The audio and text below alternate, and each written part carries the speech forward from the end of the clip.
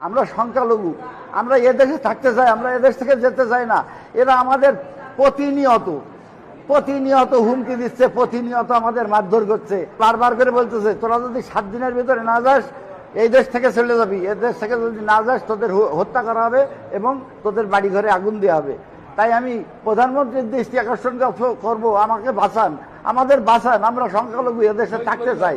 যশোর, মনিরামপুরের ঢাকুরিয়ার সংখ্যালঘু সম্পত্তির দখল, শারীরিক নির্যাতন ও দেশ ত্যাগ ও হত্যার হুমকি, এই উপলক্ষে আজ আমি 31/3/2026 এই 12 ঘটিকার সময় আপনাদের মাধ্যমে আমি আমাদের যশোরের কৃতি সন্তান বিদ্যুৎ জ্বালানি প্রতিমন্ত্রী অনিন্দ ইসলাম অমিত উনার সহ স্বরাষ্ট্রমন্ত্রী এবং আমাদের মাননীয় প্রধানমন্ত্রীর দৃষ্টি আকর্ষণ করব আপনাদের মাধ্যমে।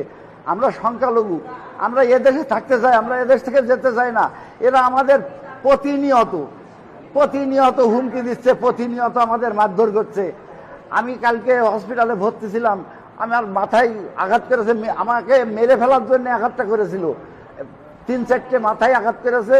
ওখানে স্থানীয় একজন এসে আমাকে রক্ষা করে, আমি ওখান থেকে পালাতে সক্ষম হই। কিন্তু আমাকে বারবার করে বলতেছে তোরা যদি 7 দিনের ভিতরে না যাস এই দেশ থেকে চলে যাবি, এ দেশ থেকে যদি না যাস তোদের হত্যা করা হবে এবং তোদের বাড়ি ঘরে আগুন দেওয়া হবে। তাই আমি প্রধানমন্ত্রীর দৃষ্টি আকর্ষণ করবো, আমাকে বাঁচান, আমাদের বাঁচান, আমরা সংখ্যালঘু এদেশে থাকতে চাই, আমরা